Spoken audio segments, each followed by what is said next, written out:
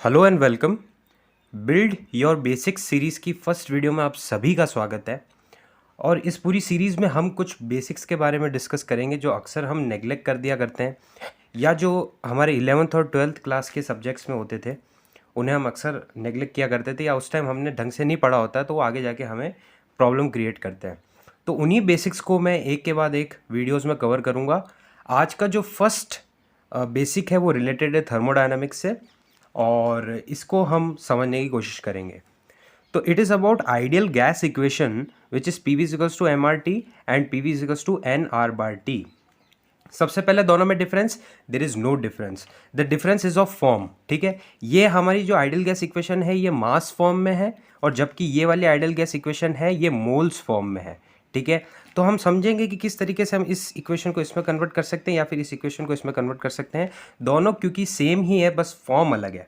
उसके लिए हमको इन सब का इंडिविजुअल मीनिंग पता होना चाहिए कि P क्या है, यहाँ पे V क्या है, M क्या है, R क्या है, T क्या है। जैसा कि आप इजीली देख सक रहे हैं कि इन दोनों इक्वेशंस में केवल डिफरेंस दो है। एक तो यहाँ पे M है और R है, और जबकि इस इक्वेशन में यहाँ पे N है और R बार है। अदरवाइज PV और T यहाँ पे भी है और PV और T यहाँ पे भी है। तो हम समझने की कोशिश करेंगे कि किस तरीके से हम ये जो दो टर्म्स हैं यहाँ पे और यहाँ पे, इनका डिफरेंस हम मिटा सकें। तो हम सबसे पहले इन इक्वेशंस को समझने की कोशिश करेंगे। उससे पहले हम ये समझने की कोशिश करेंगे कि जैसा कि हाँ आप सभी लोग जानते होंगे कि ये इक्वेशंस का बहुत बड़ा यूज़ होता है थर्मोडायनामिक्स में। थर्मोडायनामिक्स में जब भी हम सब्जेक्ट पढ़ते हैं, तो चाहे वो first law, second law, entropy या कोई भी क्वेश्चन आ जाए, या उसके बाद जो उनके एप्लीकेशन सब्जेक्ट्स है RAC या थर्मल पावर प्लांट, हमेशा आपको आइडियल गैस इक्वेशन का यूज़ आना चाहिए। और आइडियल गैस इक्वेशन के यूज़ आने से पहले हमें ये पता होना चाहिए कि इनकी इंडिविजुअल यूनिट्स, जब हम ये फॉर्मूला जब बना तो इनकी इंडिविजुअल प्रेशर की, वॉल्यूम की किस यूनिट्स में हम पुट करेंगे तो हमारा आंसर सही आएगा। तो उसके लिए हमको सबसे पहले पता होना चाहिए कि इनकी यूनिट्स क्या होती है जब इनमें हम वैल्यू पुट करते हैं। तो सबसे पहले आपको बता दूं कि P होता है हमारा प्रेशर, और ये पुट किया जाता है in kilo pascal. Second is V, जिसको हम पुट करते हैं वॉल्यूम, और इसकी यूनिट होती है metre cube. Third is your M, it is mass, और इसे हम पुट करते हैं in kg। Fourth is your R, it is characteristic gas constant,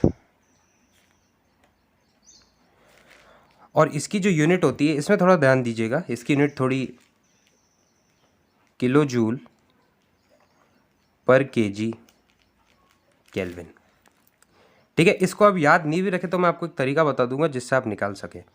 इसको छोड़ के अगर आपको इन सब की यूनिट पता है तो मैं इजीली आपको इसकी यूनिट निकाल दूंगा। T is your temperature which is put here in kelvin.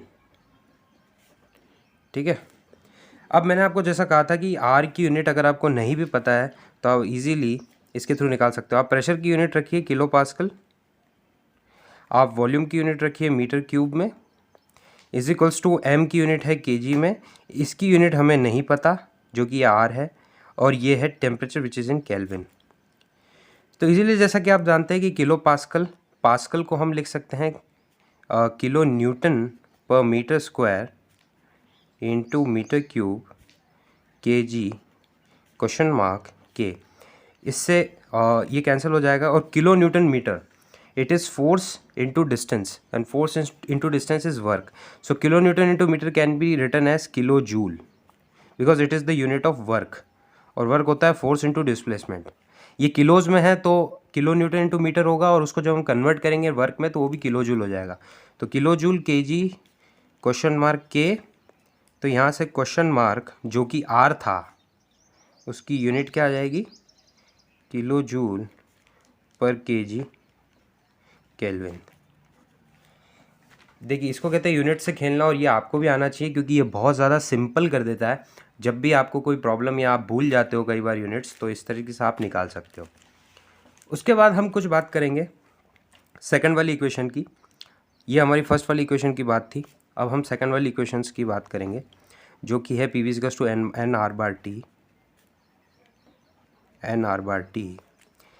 इसके अंदर हम इंडिविजुअली मैं P को नहीं बताऊंगा क्योंकि P is here also pressure जो किलो पास्कल था, तो यहाँ पे भी किलो पास्कल है, वॉल्यूम भी मीटर क्यूब में, यहाँ भी मीटर क्यूब में होगा। एन यहाँ पे होता है number of moles,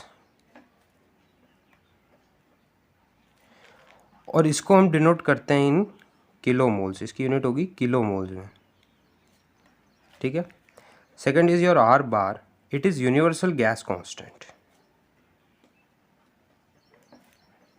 universal gas constant.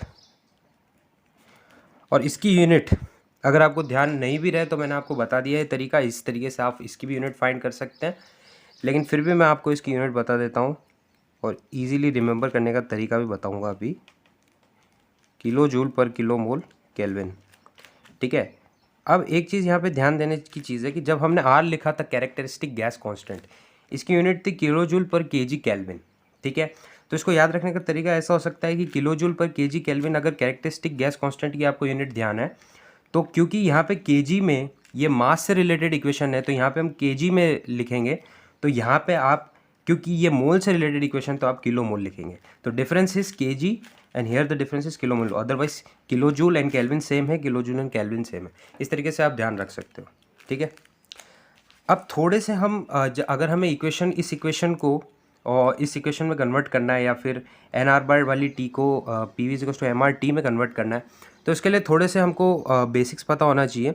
वो बेसिक्स ये है कि सबसे पहले हमको पता होना चाहिए कि आर बार और आर के बीच में क्या रिलेशन है। So R is R bar divided by A, M A. So यहाँ पे आर तो हमको पता है कैरेक्टरिस्टिक गैस कांस्टेंट है, R bar is universal gas constant. यहाँ पे जो एम है ए है, एम ए आपका होता है molecular weight of substance. Molecular weight of substance को हम एम ए से डिनोट करेंगे ताकि हमको कन्फ्यूजन नहीं हो एम और एम ए में, ठीक है। क्योंकि M is your mass of substance and M A, जब मैं सबस्ट्रेट में ए लिखूंगा तो इसका मतलब होगा मॉलिक्यूलर वेट। तो ये रिलेशन होता है और आर बार के बीच में। और हमें एक और फॉर्मूला पता होना चाहिए जो कि होता है एन का, नंबर ऑफ मोल्स, ठीक है। Number of moles of substance होता है मास of substance divided by molecular weight of substance, ठीक है। अब इसको यूनिट में मैं और ब्रेक करने वाला हूँ, तो मास को हम यूनिट में लिखेंगे केजी, और जो मॉलिक्यूलर वेट होता है उसकी यूनिट हो जाएगी हमारी केजी पर किलो मोल। इस तरीके से देखें, आप देख सकते हैं केजी टू केजी कैंसिल हो जाएगा और किलो मोल हमारा यूनिट आ जाएगी जो कि एन की यूनिट थी, मैंने आपको ऊपर एक्सप्लेन किया है। तो इस तरीके से हमने एन की यूनिट निकाल दी। अब हम फाइनली कन्वर्ट करेंगे इन दोनों को आपस में, तो उसके लिए हमें क्या करना है, कोई सी भी इक्वेशन, लेट सपोज मैं फर्स्ट वाली इक्वेशन ले लेता हूँ, P V is equals to M R T, ठीक है। यह वाली इक्वेशन ले ली क्योंकि पी वी और टी दोनों इक्वेशन में सेम है, तो हमें इन्हें हाथ भी नहीं लगाना है। हमें मेन जो हमारा फोकस होना चाहिए वो होता है मास और आर पे।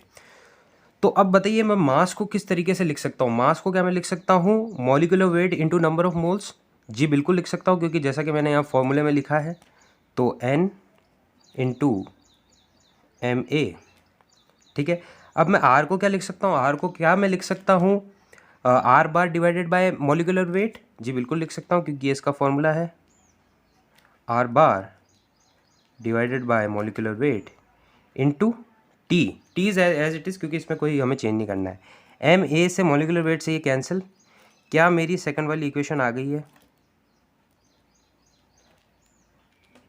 जी बिल्कुल आ गई है।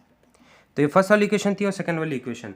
तो जैसा कि आप देख सकते हैं कि हमने दोनों इक्वेशंस को यहाँ पे समझ लिया और हमने ये पता कर लिया है कि दोनों इक्वेशंस में कोई डिफरेंस नहीं है, the difference is of only form, ठीक है। ये वाली इक्वेशन है, ये जब भी हमें क्वेश्चन में गिवन होगा कि मास, ठीक है, मास ऑफ सब्सटेंस दे रखा होगा, तो डेफिनेटली हम फर्स्ट वाली इक्वेशन, इस इक्वेशन की तरफ जाएंगे। और अगर हमें क्वेश्चन में ये दे रखा हो कि number of moles of substance, तो हम इस वाली इक्वेशन की तरफ जाएंगे।